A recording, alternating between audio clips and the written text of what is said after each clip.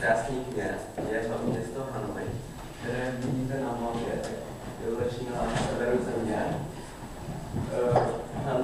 Hanoj dotýká řeka Songhong, což znamená v našem překladu, jako v českém překladu, tak to znamená rudá řeka. V Hanoji tak jsou ulice pojmenována podle toho, co se v té dané ulici vaří, či vyrábí, nebo podle krajiny. Jednou takových ulic je ulice Fogo, což je v překladu Stará ulice.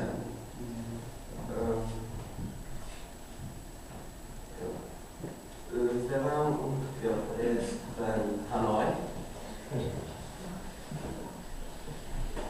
A zde vám ukážeme pár památek, které mají bohatou historii a vežou se na ně různé legendy a báje. Tady je ta stará ulice Fogo a zde máte památky. Na prvním obrázku tak můžete vidět vlastně jakoby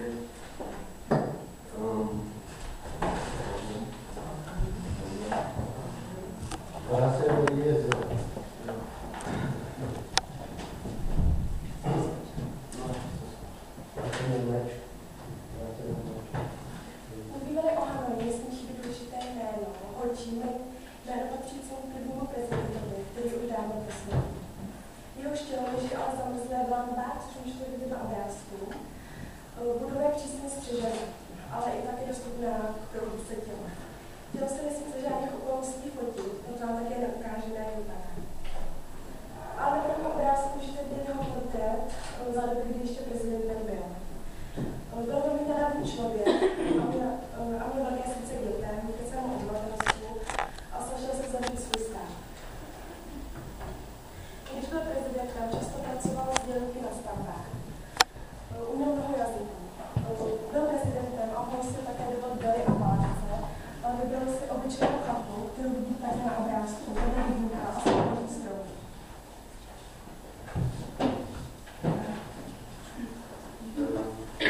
Dále bychom asi přišli k svátkům, které Vietnamci ve své vlasti, tak vlastně oni neměli svoje narozeniny.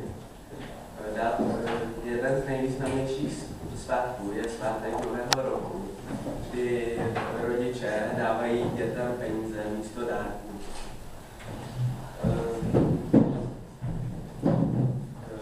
Jako tady u nás, tady v České republice, tak máte typickou ozdobu na Vánoce, tak je stromeček, ale u nás ve Vietnamu na Nový rok je typická broskvoň.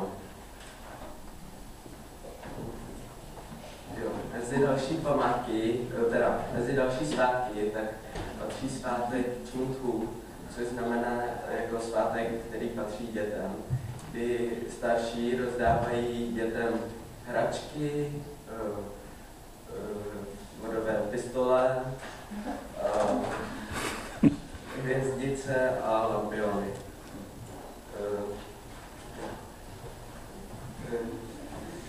K tomuto dni se pojí jedna písnička, která vám zaspívá krákyně Tetržková.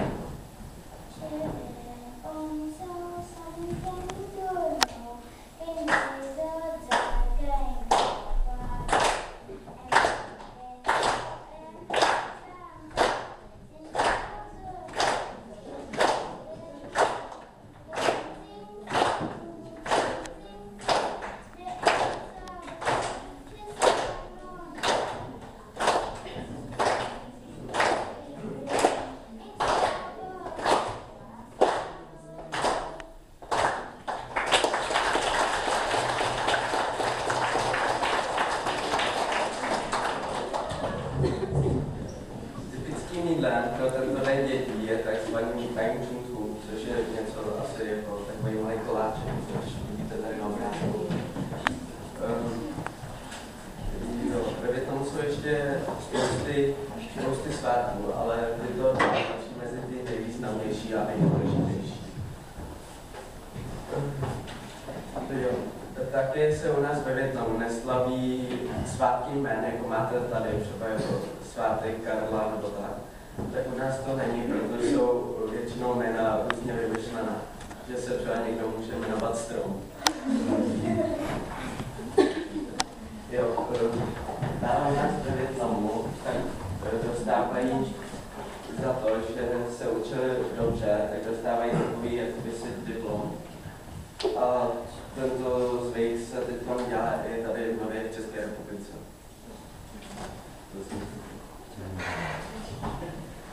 Co se týče víry, nalezneme v Vietnamu hlavně buddhismus. Většina obyvatel, což je 70% Vietnamců, se oddávají na buddhismus.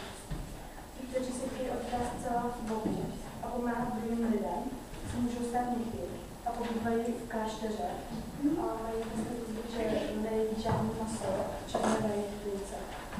Vlastně dnes nás přišla navštívit jedna mniška, která vlastně tady v Plzni dělá kázání na Františkánské ulici. Takže vlastně od pondělka do pátku,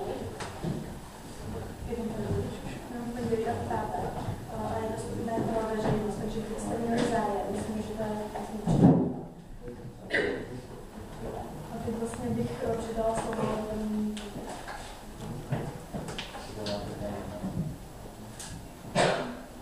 Vážení učitelé, učitelky, milí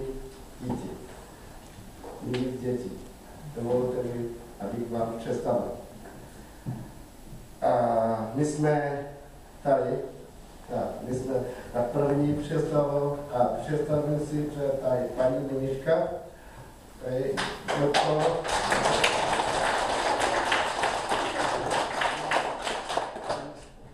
svatý jméno Grateful, to znamená, že moudrá a šťastný. Jo, má svatý jméno v buddhismu, tak má nějaký význam. Jo, třeba paní má Grateful, to znamená moudrost a šťastný život. Jo. A to jsem já jsem inženýr Tran Quang Vit. Už jsem tady 26 roky. Jo. A vedle mě tady je pan Čien.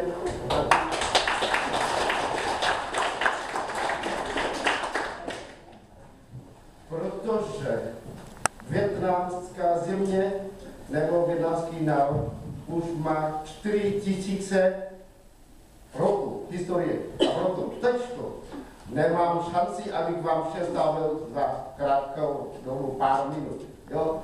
Ale můžu vám říct, že tady vietnamská země je krásná. Nemůžu říct, že je krásnější než česká země, protože česká země je taky moc hezká. Ale vietnamská země je velmi zajímavá a hezká. A já bych chtěl, aby vy budete a do budoucnosti udělejte kručák a udělejte cestu k nám a se pozývat. A budete spokojení. A teďko, já bych chtěl něco velmi krátké jako vám popovídat. Třeba u vás, když setkáte a pozdravujete, tak dáte to takovou ruku, jo? Tak to je jako, já nevím, tomu rozumíte svoja, ale podle mého názoru, že nabídněte jako přátelství a mír. Ale ve Vietnamu, v Thajsku, v Indii, v Laosu nebo v Myanmaru, tak většina, kdy chceme pozdravit, tak uděláme takhle. A to je, jako ukazuje, že chceme vyjádřit, že my jsme si být pokorní. Jo? My jsme malí, vy jste velký, my chceme od vás jako porazit, budeme se učit po vašem. Jo? Takhle to znamená, že jsme malé, pokorní jsme, tak vy jste velké, my jste velký. Tak proto, třeba, vidíte na televizi i premiér, thajský premiér, tak kdy pozdravuje obyvatele, lidi, taky dělá takhle.